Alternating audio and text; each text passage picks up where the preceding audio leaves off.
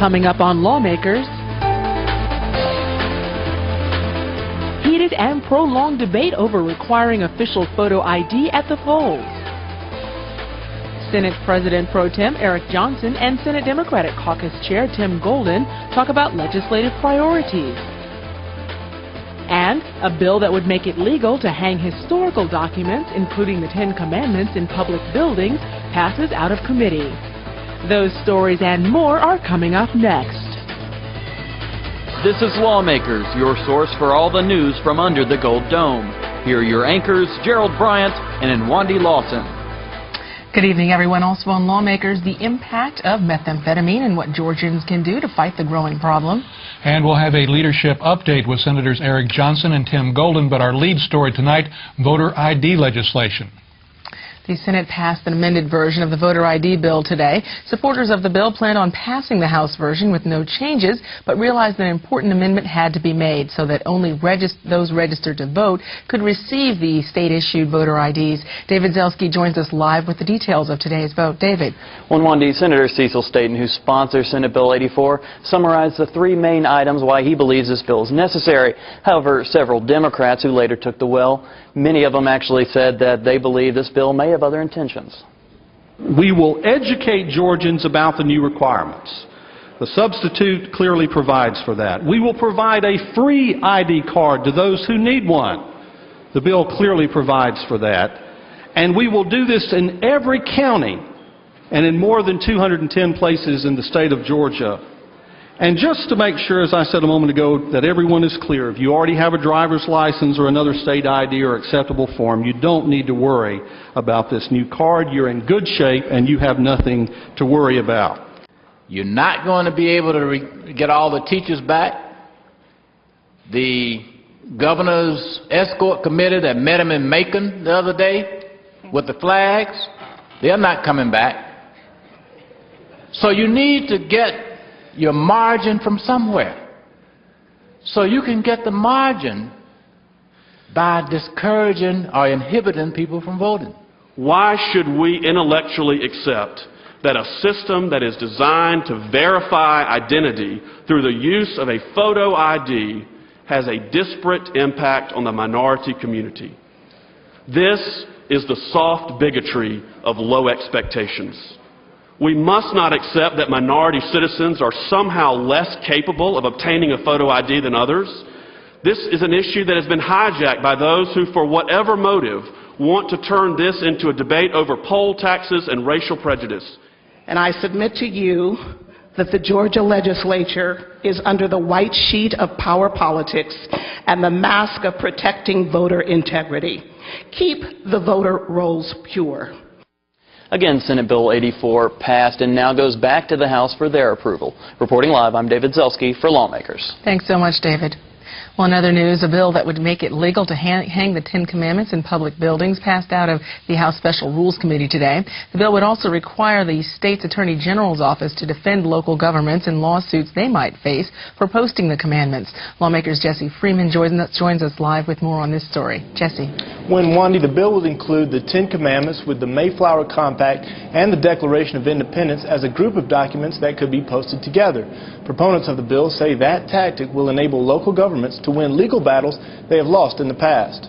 A copy of the Ten Commandments once rested on this screw in the Barrow County Courthouse.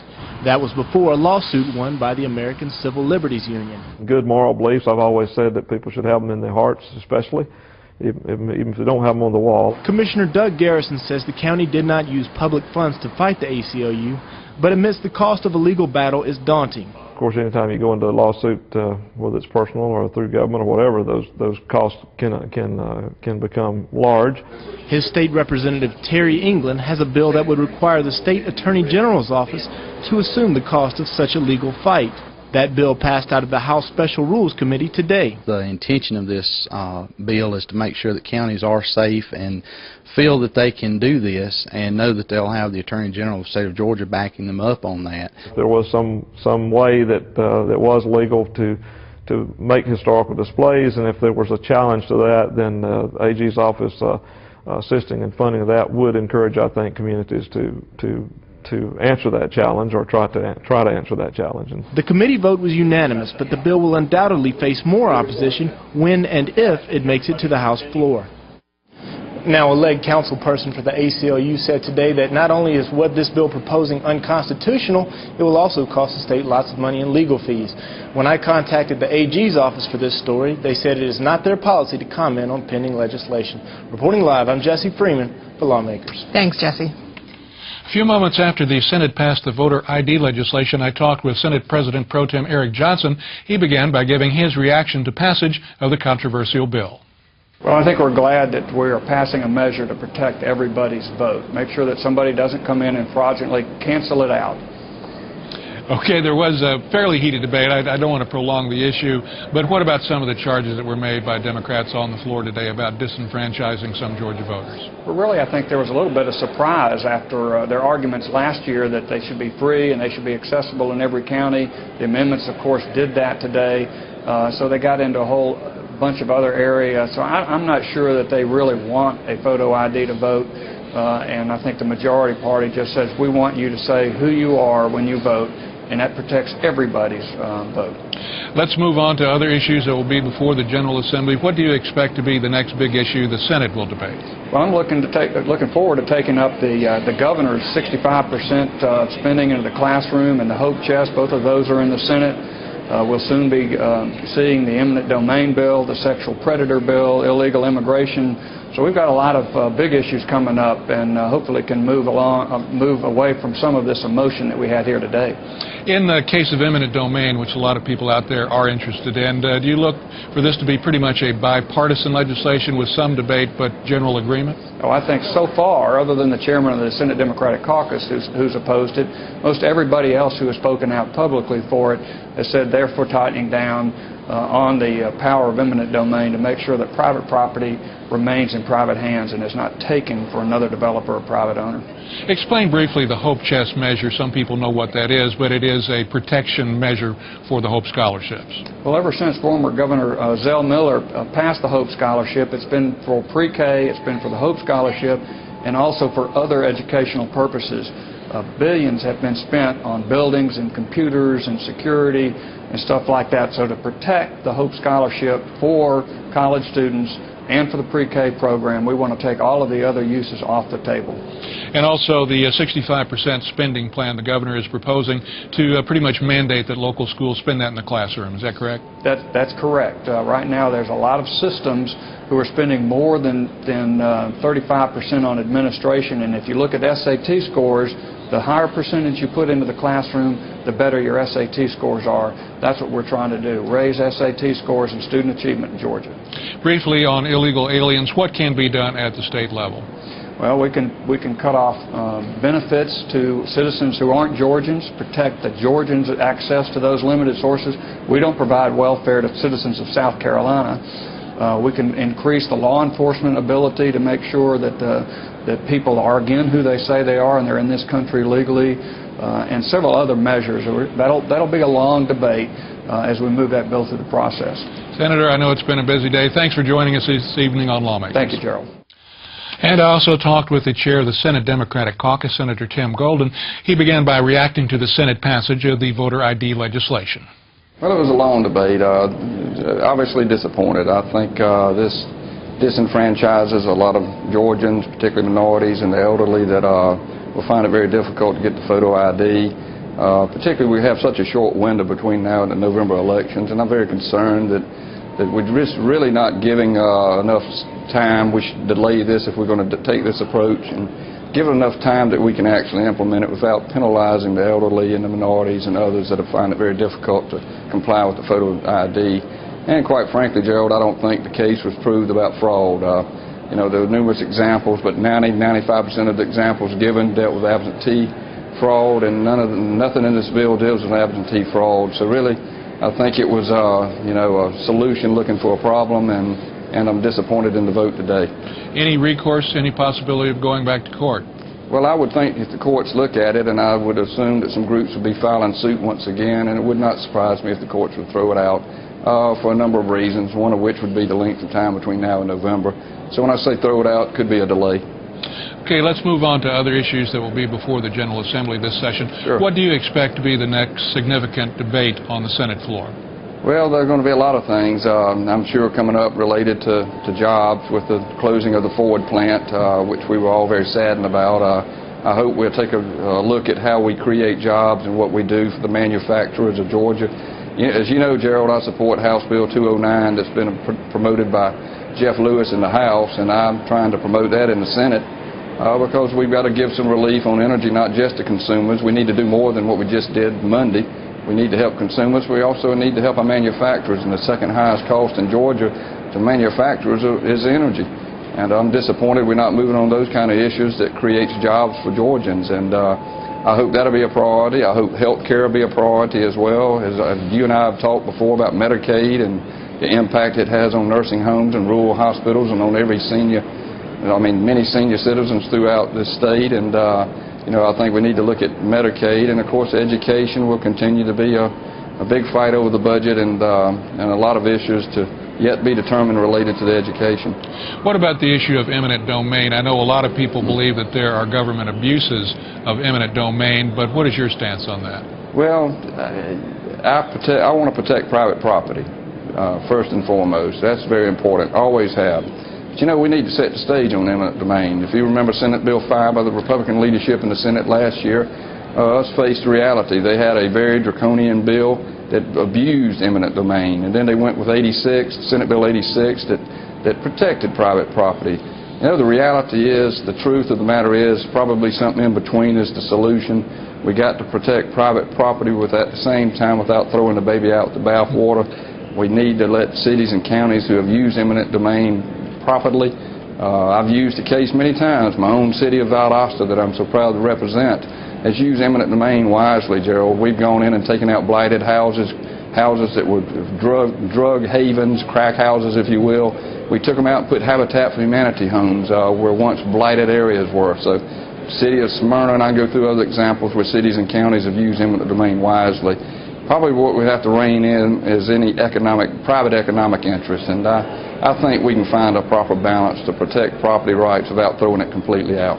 And that's going to have to wrap it up. Our guest has been Senator Tim Golden, chair of the Democratic Caucus. Thanks for joining us. Thanks, Gerald.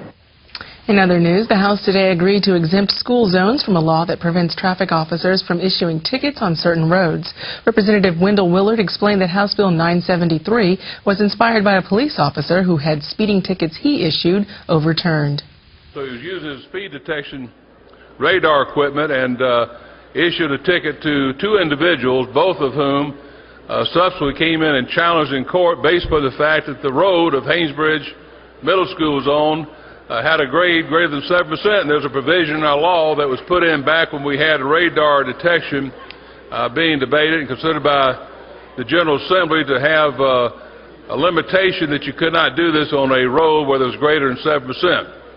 I don't think the General Assembly or the governor of the state intended to allow anyone to disobey the requirement of keeping your speed at 25 or less during school hours and in school zones. House Bill 973 passed by a vote of 160 to 1 and moves to the Senate. The House also authorized 4 changes to the firefighters' retirement system today. Representative Bill Cummings explained that the bills would increase the maximum pension benefits for some firefighters, allow retirees to return to work without penalty, and provide credit toward retirement for active military service.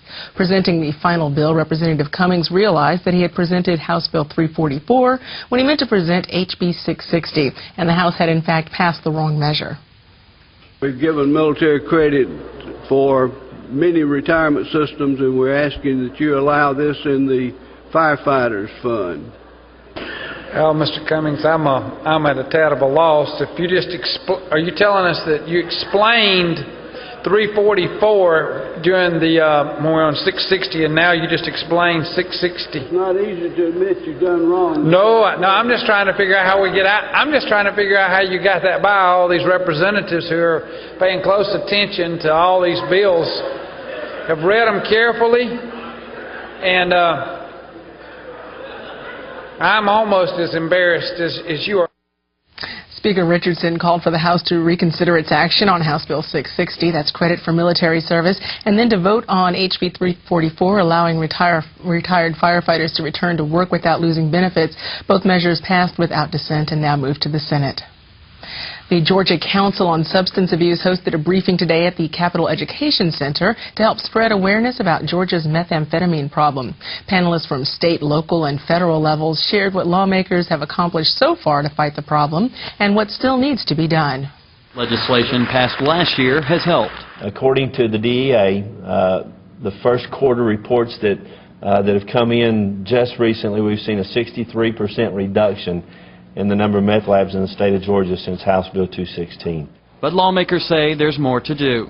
Isn't it good to have a governor that's willing to get out front and lead in this fight against meth, as he is proposing a meth force, which will be funded by $1 million with the GBI to put 15 agents in the state of Georgia that can be moved from one place to another, so they'll be concentrated in the areas where they're needed the most. He's also proposing $1 million for treatment through the matrix methamphetamine treatment, and we appreciate so much.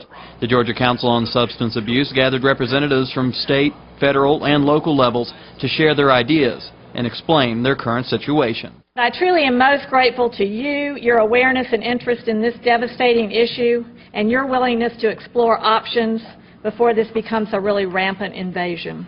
Outside of treatment, there is no long-term methamphetamine use. The long-term methamphetamine addict is either dead, or they're in prison, or they have gone to treatment. Somebody has to do something about the drug-endangered children. It is a local problem, it is a state problem, it is a national problem, and it will not go away. Substance abuse is intergenerational, and treatment is the answer. We have actively prosecuted cases. We have locked up millions of people, and nothing has changed. According to a new study from Georgia State University, Atlanta has become the fastest growing city, percentage-wise, for meth use in the nation. Much of the reason Governor Perdue and the Georgia Council on Substance Abuse continue to spread awareness. Reporting for Lawmakers, I'm David Zelski. Most of the panelists who spoke today approved of the governor's two initiatives to fight Georgia's meth problem and encouraged the legislature to pass these law enforcement and treatment initiatives. We now have more debate on Senate Bill 84, the voter ID bill. The Senate passed that legislation today. Senate Democrats opposed the measure. Here is a sample of their arguments. We're talking about not so much about people being opposed to identification, but people being opposed to putting barriers against people who want to vote. Elderly people in this state, black people in this state, poor people in this state. This is what this is about. This is the crux of this situation. This is not about an effort of us coming down here on the other side of the aisle talking against voter ID. This is about voter constriction. Who is it going to be disenfranchised? Black, brown, white, the infirmed, the poor, people on lower socioeconomic levels of every color and every ethnicity who are citizens of the United States. People that don't have consistent transportation, that's who is going to repress and impede. It's even been tried up north in the different primaries of repressing the black vote, for one, a few years ago. Let me make one thing clear, and I say clear, and I want to be crystal clear. I'm not against voter IDs. As a matter of fact, the federal law allows 17 different forms of voter IDs. What I am against is Georgia's most restrictive law, which would be the most restrictive in the nation, that takes those 17 different forms of voter IDs and shrinks it down to 5, perhaps 6. But it's interesting that proponents of this bill act as if we all came into being yesterday. The fact of the matter is the proponents of this bill did not have the decency, in my judgment, to at least wait until people who had actually experienced the most horrible vestiges of discrimination had passed. To be more blunt, if Dr. Martin Luther King was 77 years old today, we would be bringing that bill right now. And there are many people who were side by side with Dr. Martin Luther King, and we're bringing this bill right now. The legislation doesn't need to be tweaked, it doesn't need to be massaged, it needs to be repealed altogether. But this is about politics. Let's be upfront and straight about the politics of what this is about. This is about one party trying to maintain power at any cost, in any way it sees fit. When we had the gay marriage amendment on the ballot a short while ago, it was about turning out your base. This bill is about keeping the other folk from turning out their base. The bill's sponsor, Senator Cecil Staton, said the legislation provided more protection against voter fraud. Senate Majority Leader Tommy Williams said Republicans were just making changes to the voter ID bill required by a court ruling. These voter IDs have to be free, they have to be available, and you have to educate the public. And you know what we did? We listened to the judge. Your judge. We listened to your judge, and we passed this bill with these amendments that makes it free, makes it available in all 59 counties. And to tell you the truth, my counties didn't have a DMVS office before that. And we're educating the public. Now, you can debate about whether the money's there, we're going to put the money there, and whether there's time to do it. Those are all legitimate debates. But we are doing what the judge said do. And I am totally at ease now with voting yes on this bill because this is the right thing to do. I said a year ago, and I said again this morning, for me this bill is not so much about the past as it is about the future. We can argue and debate about examples of voter fraud in this country, and I would agree with the senator from the 35th and others that we do have more examples, far more examples, of voter fraud occurring in the process of absentee ballots. But I think it goes back to just exactly what we've said. Given the state of affairs in our state, it is very, very difficult to come up with evidence of voter fraud at polling places because there's essentially no way to deal with it or no easy way to deal with it. Does it happen? I believe it does happen. But more importantly, I think it is our responsibility in this body and in this legislature to do what we can to make sure in Georgia, that's what we're responsible for, and now that we do have free and fair elections where every vote counts and where Georgians can rest knowing that the principle of one person, one vote is protected in the state of Georgia. Again, the Senate passed the bill 32-22 along a strict party line vote. All Democrat amendments were ruled out of order or defeated. Senate Bill 84 returns to the House because of a Senate amendment. House Bill 18 received the green light from the House Motor Vehicles Committee today. The bill would require the use of seatbelts in pickup trucks. An exception would be made for the use of farm vehicles. Representative Calvin Hill is the bill's sponsor. We struck the exemption by putting including but not limited to pickup trucks, vans, or other sport utility vehicles. Additionally, because there is a concern, and has been a concern, about the use of a pickup on the farm and agricultural use, we made sure that there was an exemption to prevent the farmer from having to buckle up, unbuckle up, etc. as he went about his daily duties. Also receiving a due pass was House Bill 1052, introduced by Representative Jack Murphy. The bill is expected to clarify previous legislation that made it difficult for wholesalers of motor vehicles to obtain dealer tags. The new bill will prevent this from happening in the future, the bill sponsor believes, by creating a distinction between retailers and wholesalers. Clearly, they need license plates. We are fine with this legislation. There's several ways to skin the cat, and I guess this was the approach that was taken based on a meeting a few weeks ago. And I just want you all to know that we do support the substitute. Both bills will now move to the House Rules Committee.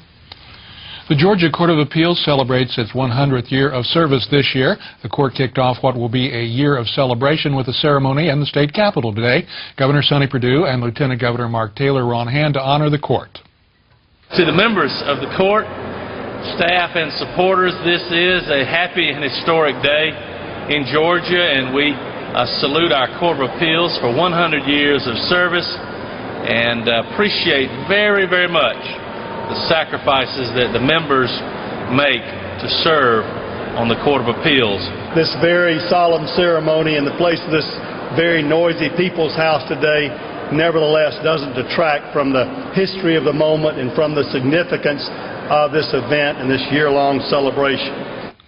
Both Governor Perdue as well as Lieutenant Governor Taylor joined Speaker of the House Glenn Richardson in issuing proclamations honoring the court, and Chief Judge John H. Ruffin, Jr. Presiding Judge J.D. Smith also provided some history at the ceremony. In 1906, some very important events happened very quickly. First, the necessary legislation was passed in July to submit to the electorate a proposed constitutional amendment authorizing the new court. That amendment was ratified by the voters at the general election, which back then took place in early October. And then the very next month, elections were held for the first 3 judges on the court. Governor Perdue closed his remarks at the ceremony by pledging to support the appeals court in their search to find a larger operating facility. That pledge sparked a round of applause from the judges and the crowd. Well, the Alternative Medical Association treated lawmakers to a day at the spot today. Members came to push House Bill 680, a measure that would allow unlicensed therapists to give medical advice. J.R. Charles has more on this story. Listening to lobbyists never felt so good. The Complementary Alternative Medical Association was on hand to support House Bill 680. The measure would ease restrictions against non-licensed therapists who recommend unique medical techniques. And that includes back massages, herbal remedies, and foot relief. We've become an international community here in Georgia. We have people coming from other parts of the world that want to utilize their form of medicine. Therapists like Bill Pender would be charged with a felony for practicing their form of medicine, but House Bill 680 would allow them to practice without fear of being incriminated. While these therapists hope the measure will pass, the bill's sponsor, Representative Tommy Smith, is working to convince the Health and Human Service Committee that Georgians need non-traditional medicine, and that may not come until next session. Reporting for Lawmakers, I'm J.R. Charles.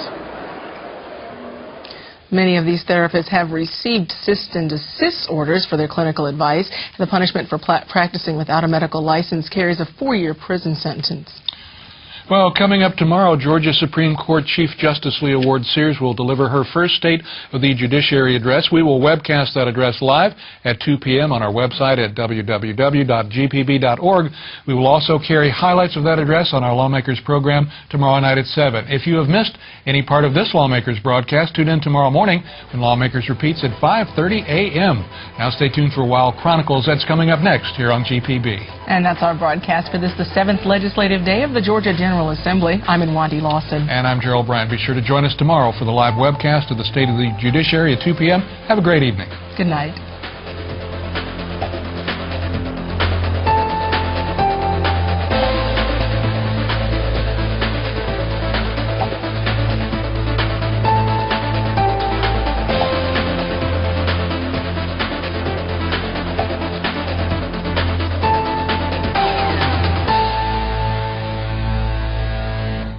This has been a production of Georgia Public Broadcasting.